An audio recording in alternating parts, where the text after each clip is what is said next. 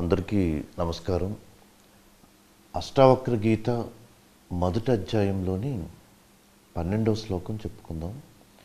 అష్టావక్ర ఉవాచ ఆత్మా సాక్షి విభుః పూర్ణః ఏకో ముక్త చిత్ అక్రియ నిస్సంగో నిస్పృహ శాంతో భ్రమాత్ సంసారమానివ. ఈ శ్లోకంలో అష్టావక్రుడు ఆత్మ యొక్క లక్షణాలను చెప్తున్నాడు. మనకి మార్గాలను సూచిస్తున్నాడు. ఏ మార్గాల ద్వారా, ఏ లక్షణాల ద్వారా మనం ఈ ఆత్మస్థితిని, ఈ ఆత్మ గురించి తెలుసుకోవచ్చు అని. ఈ శ్లోకంలో ఆత్మ గురించి 10 విధాలుగా చెప్పడం జరిగింది.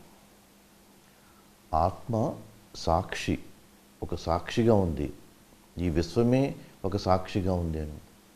విభుః అంటే విశ్వవ్యాపకంగా అంతా వ్యాపించింది, విశ్వ చైతన్యం అంతా. సాక్షి విభుః పూర్ణః ఏకో ముక్త చిత్ అక్రియ అసంగో నిస్పృహ శాంతో.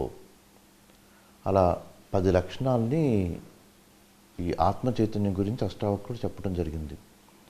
మనకు సాధారణంగా ఆత్మ అంటే అర్థం ఏమిటనగానే ఒక్కొక్క మతంలో ఒక్కొక్క అర్థం ఉంటుంది. హిందూ మతంలో కూడా ద్వైతులు, అద్వైతులు, విశిష్టాద్వైతులు ఒక్కొక్క అర్థాన్ని చెప్పడం జరుగుతుంది. ఒక్కొక్క గురువు, ఒక్కొక్క ఋషి కూడా ఆత్మ గురించి వివిధ రకాలుగా అర్థాన్ని చెప్పడం జరుగుతుంది. అష్టావక్రుడు ఆత్మ చైతన్యం గురించి ఈ 10 లక్షణాలని మనకి ఒక ముక్త స్థితిని పొందటానికి, ఈ మనసు యొక్క బుద్ధికి అతీతంగా ఉన్న స్థితుల గురించి చెప్పటానికి ఈ శ్లోకం ఎంతో ఉపయోగపడుతుంది. ఈ మొదటి అధ్యాయంలో అష్టావక్రుడు చెప్పిన మొదటి 10 శ్లోకాలు యొక్క సూక్ష్మమైన అంశ ఈ శ్లోకంలో కనపడుతుంది. మొదటి అధ్యాయంలోని ఇది అష్టావక్రుడు చెప్పిన 11వ శ్లోకం. అంతకుముందు చెప్పిన 10 శ్లోకాల్లోని నిగూఢ భావాలు ఈ శ్లోకంలో కనపడతాయి. ఆత్మ అంటే, అంటే విశ్వ చైతన్యము, బ్రహ్మము, పరమాత్మ అని అర్థం.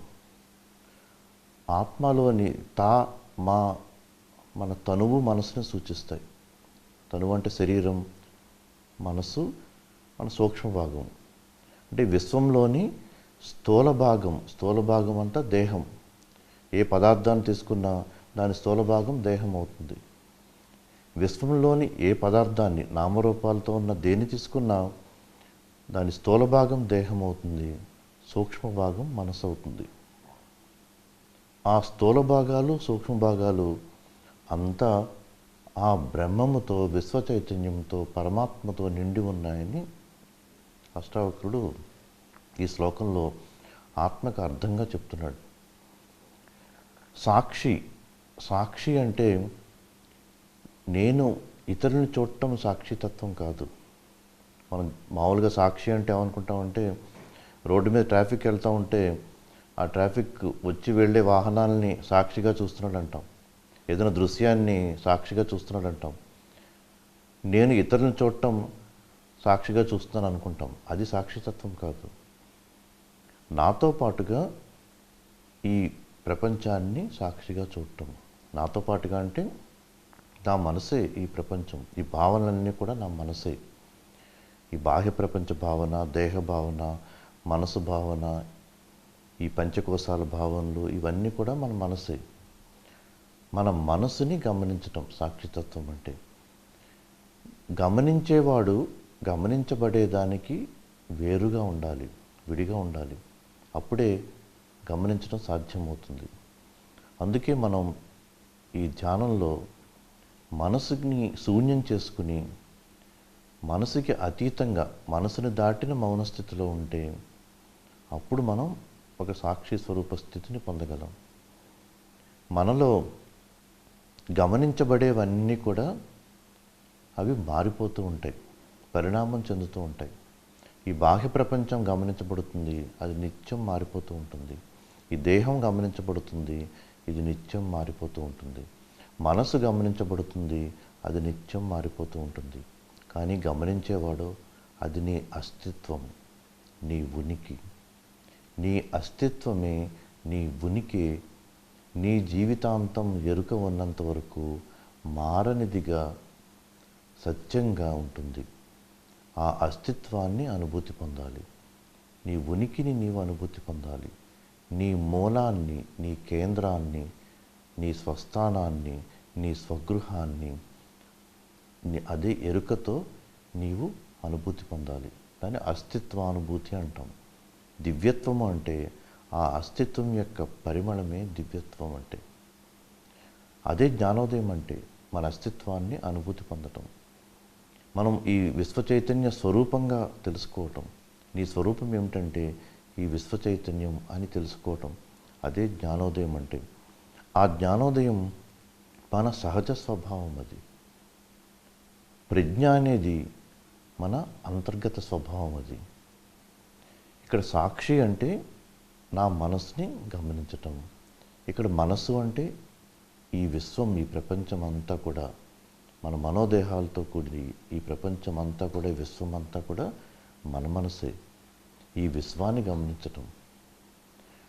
ఈ విశ్వం నిన్ను గమనిస్తున్నట్టుగా నీవు భావించాలి.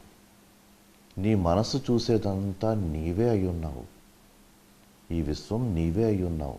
నీ మనసు చూసేదంతా కూడా నీవే అయి ఉన్నావు. నీవు చూసే ఈ విశ్వంలోని ఒక భాగాన్ని నువ్వు. అందుకే శివరహస్యాల్లో మనకి దృశ్యం శరీరం అంటారు. దృశ్యం శరీరం అంటే నీ శరీరం అంటే ఈ దృశ్యమే నీ శరీరంగా భావించాలని. నీ మనసు, నీ ఇంద్రియాల అనుభూతి పొందేదంతా కూడా నీ శరీరంగా భావించాలి అని. నీ ఇంద్రియాలు, మనసు అనుభూతి పొందేదంతా నీవే అయి ఉన్నావు. నీవే ప్రతిభాసిస్తున్నావు.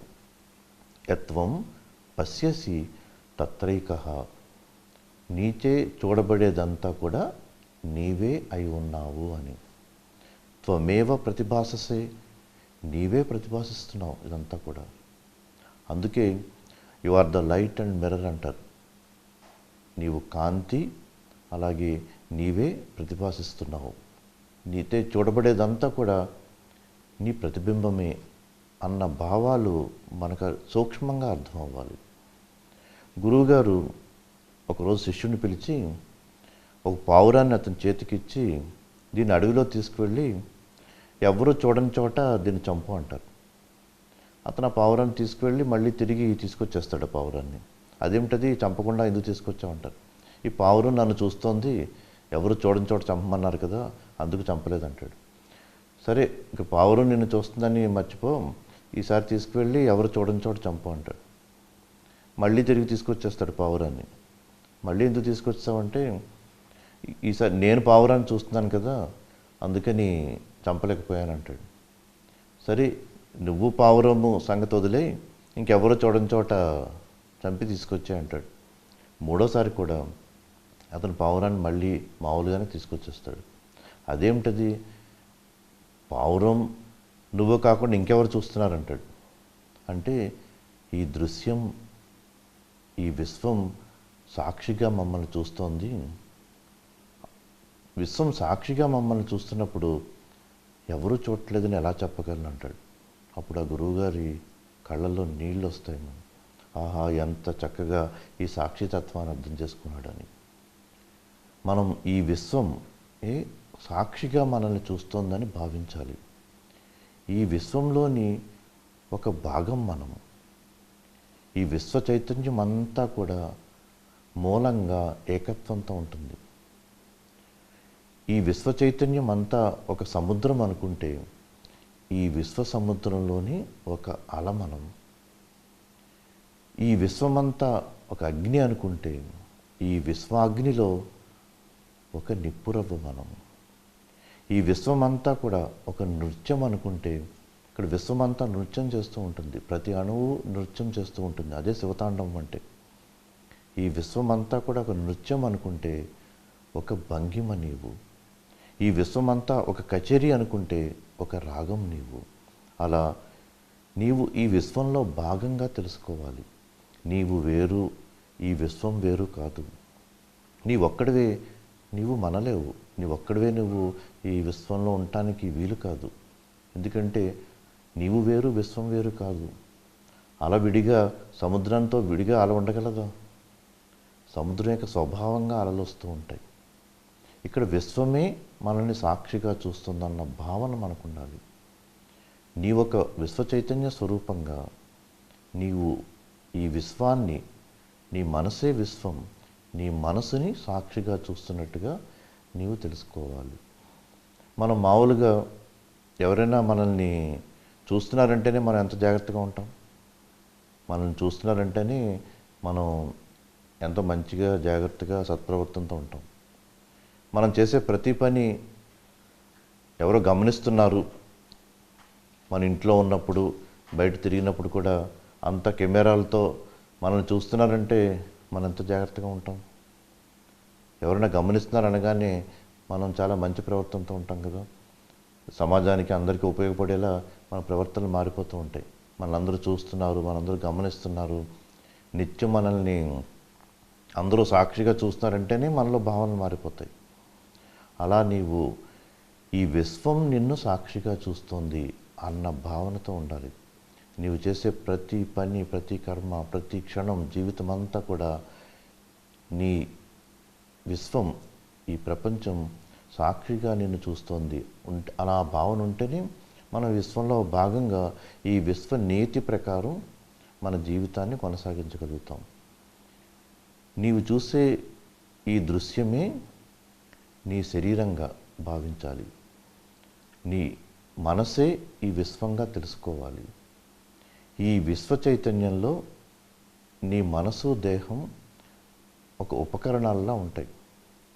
ఈ విశ్వ చైతన్యం తన నియతి ప్రకారం తీసుకెళ్ళిపోతూ ఉంటుంది. నదికి ఎలాగైతే ఒక ప్రవాహం ఉంటుందో, గాలి ఎలా అయితే ఒక నియతి ప్రకారం వీస్తూ ఉంటుందో, సముద్రం ఎలా అయితే స్వభావంగా అలలను ఇస్తూ ఉంటుందో, అగ్ని ఎలా అయితే వేడిని నిప్పురవ్వలను ఇస్తుందో, సూర్యుడు ఎలా అయితే కాంతి కిరణాలను ఇస్తాడో, అలా ఒక నీతి ప్రకారం నీ జీవితం సాగిపోతూ ఉంటుంది. నీకు తెలియకుండానే నీ ఒక పాత్రధారిలా ఉంటావు. సూత్రధారి ఎవరో నీకు తెలియదు. ఆ నియతిలో భాగంగా నీ జీవితం కొనసాగితే ఏ ఆటంకము, అవరోధాలు లేకుండా, ఏ శ్రమ లేకుండా నీ జీవితం చాలా తేలిగ్గా, ఆనందంగా, సహజంగా సాగిపోతుంది.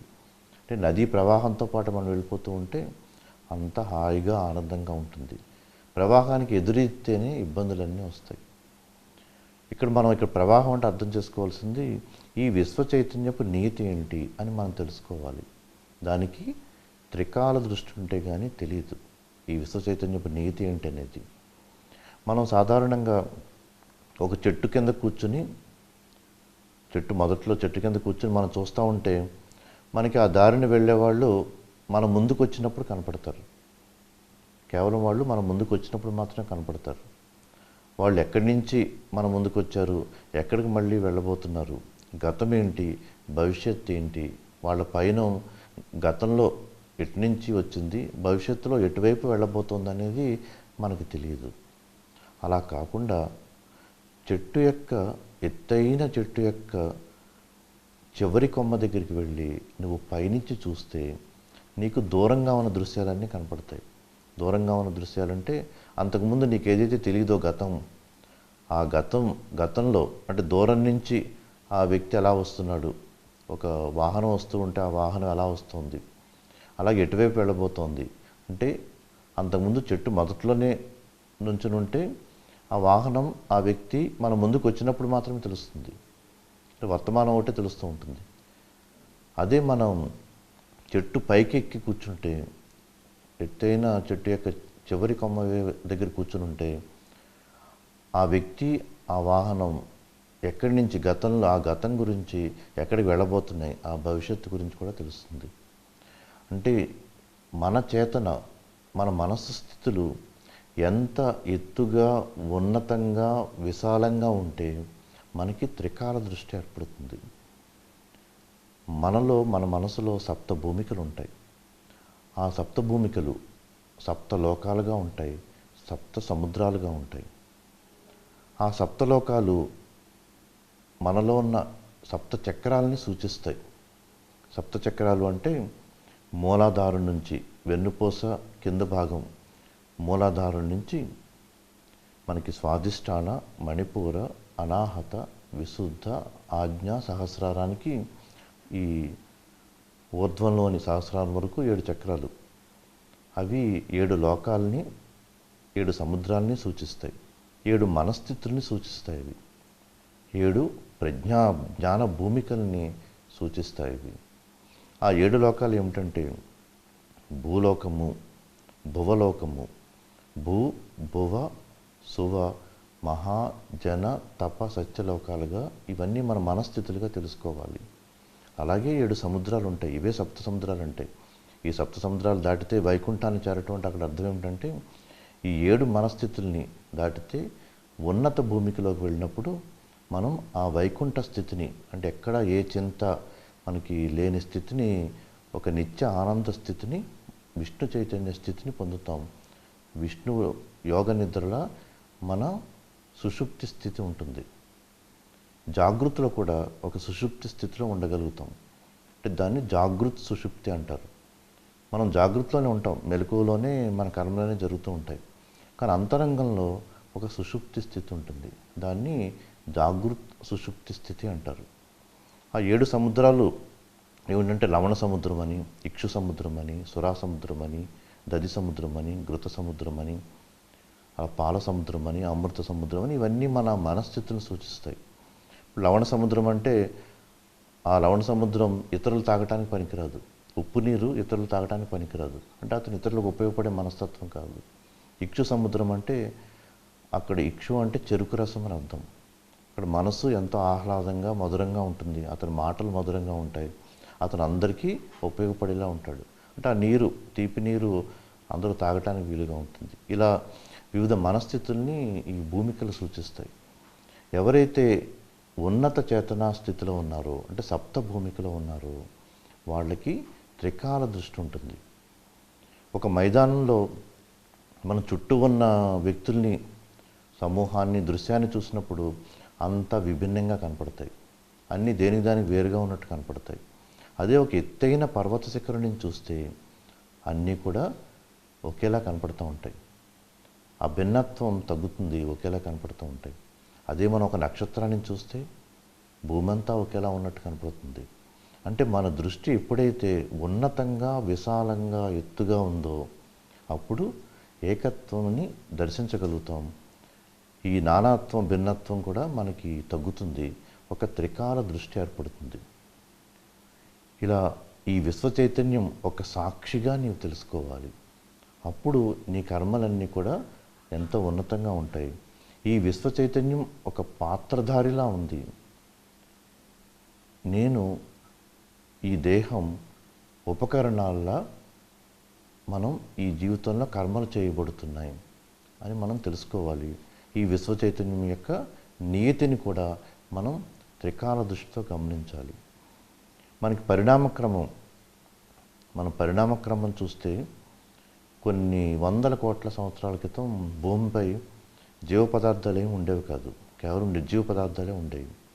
ఆ తర్వాత కొన్ని కోట్ల సంవత్సరాలకి ఏకకణ జీవులు రావటం, జలచరాలు రావటం, వృక్షజాతులు రావటం, ఆ తర్వాత కొన్ని కోట్ల సంవత్సరాలకి ఉభయచరాలు రావటం, ఆ తర్వాత ఇంకొన్ని వందల కోట్ల సంవత్సరాలకి భూచరాలు, వానరుడు, నరుడుగా పరిణామక్రమం ఏర్పడింది.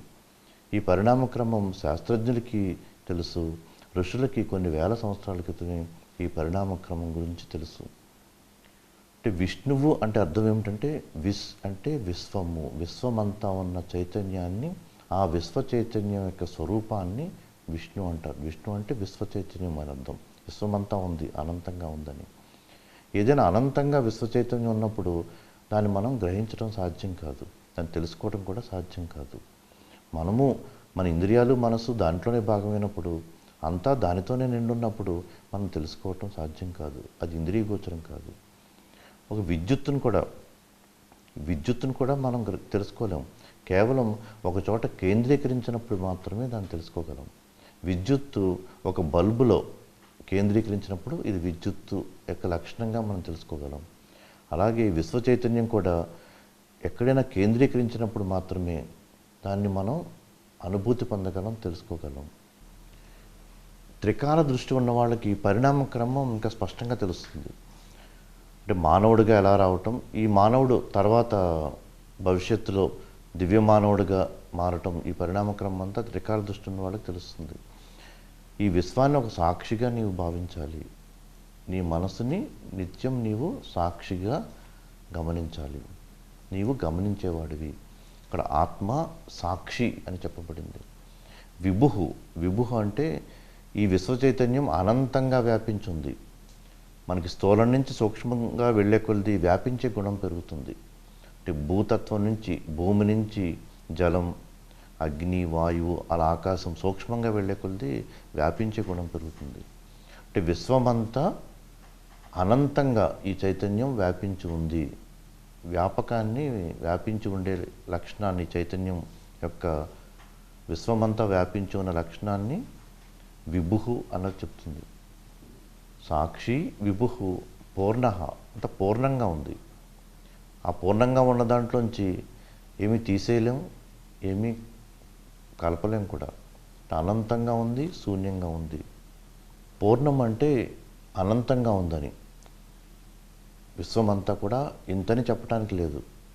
విశ్వానికి ఒక పరిధి గీస్తే ఆ పరిధి బయట ఏమున్నట్టు? అది కూడా విశ్వమే అవుతుంది కదా. పరిధి లేదనుకోండి, పరిధి లేకుండా ఏదైనా ఎలా ఉంటుంది? అంతా పూర్ణంగా, అనంతంగా, శూన్యంగా ఉంది విశ్వ చైతన్యం అంతా. ఆత్మ సాక్షి విభుహు పూర్ణ ఏకః. ఏకః అంటే మనకు చూడటానికి అంత విభిన్నంగా కనపడినా మూలంగా చూస్తే, మహాసూక్ష్మంగా చూస్తే అంతా విశ్వ చైతన్యమే, మూల చైతన్యమే, బ్రహ్మమే ఉంటుంది. ఏ రెండు తీసుకున్నా వేరుగా కనపడతాయి మనకి, కానీ మూలంలోకి వెళ్ళి చూస్తే అంతా ఏకత్వమే ఉంటుంది. సాక్షి విభుహు పూర్ణ ఏకో ముక్త, ఒక ముక్త స్థితిలో ఉంటుంది విశ్వ చైతన్యం. దేనితోని బంధం ఉండదు. చిత్, చిత్ స్వరూపంగా ఉంటుంది, సచ్చిదానంద స్వరూపంగా ఉంటుంది. అక్రియ, ఆ విశ్వ చైతన్యానికి ప్రత్యేకంగా ఏమి కర్మలు, క్రియలు ఉండవు. అసంగో అంటే ఏ సంగత్వం ఉండదు. ఆకాశానికి మేఘాలతో ఏ సంగత్వం ఉండదు. నిస్పృహ అంటే ఏ ప్రత్యేకమైన కోరికలు ఉండవు ఈ విశ్వ చైతన్యానికి. శాంతో అంటే అన్ని కోరికలు శమించిపోగా ఒక శాంతస్థితి ఉంటుంది. ఈ విశ్వ చైతన్య స్వరూపానికి సాక్షితత్వం ఉంటుంది. విభుహు విశ్వమంతా వ్యాపించి ఉంటుంది ఆ తత్వం. పూర్ణ, పూర్ణంగా అనంతంగా ఉంటుంది, ఏకత్వంతో ఉంటుంది, చిత్స్వరూపంగా ఉంటుంది, అక్రియగా ఉంటుంది, సంగత్వం ఉండదు, ఏ కోరికలు ఉండవు, ఒక శాంత స్వరూపంగా ఉంటుంది. అలా తెలుసుకోవాలి మనం 10 లక్షణాలని, ఆత్మ చైతన్య స్థితిని. కానీ మనం అవి తెలుసుకోకుండా ఒక భ్రమలో ఈ సంసారంలో జీవిస్తున్నాం. భ్రమాత్ సంసార మానివ.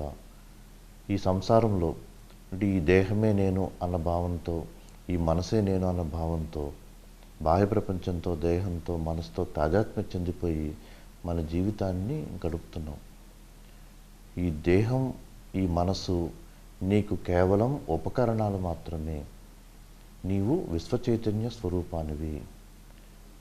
నీవు విశ్వచైతన్య స్వరూపంగా తెలుసుకుని, నీవి మనోదేహాల్ని గమనించేవాడుగా తెలుసుకుని, ఇవి కేవలం నీ కర్మలకు, నీ ఉపాధికి ఉపకరణాలుగా మాత్రమే అని తెలుసుకుని, నీవు ఆరోగ్యంగా, ఆనందంగా జీవిస్తూ ఒక సాక్షి స్వరూప స్థితిలో నీ జీవితాన్ని ఒక సచ్చిదానంద స్వరూపంగా గడపాలి. ఈ 10 లక్షణాలను కూడా మనం ఎప్పుడు కూడా వాటిని మననం చేసుకుంటూ ఉండాలి. కేవలం వింటమే కాకుండా, శ్రవణం కాకుండా మననం, నిధిధ్యాసనం ఉండాలి. అంటే నిత్యం ఆ స్థితుల్ని మనం మననం చేసుకుంటూ ఉంటే ఆ స్వరూపాన్ని పొందగలుగుతాం. ఈ విశ్వమంతా ఒక సాక్షిగా ఉంది, నేను నా మనసుకు సాక్షిని, ఈ విశ్వ చైతన్యం అంతా విశ్వవ్యాపకంగా పూర్ణంగా ఉంది, మనకి భిన్నత్వం కనపడుతున్న మూలంలో అంతా ఏకత్వమే ఉంది. సచ్చిదానంద స్వరూపాన్ని మనం అనుభూతి పొంది ఆ విశ్వ చైతన్య స్వరూప స్థితికి ఏ కర్తృత్వము ఉండదు, భోక్తృత్వము ఉండదు, ప్రత్యేకమైన కోరికలు ఉండవు, ఏ సంగత్వము ఉండదు, శాంతంగా ఉంటుంది ఆ స్థితి అని మనం నిత్యం భావన చేయాలి.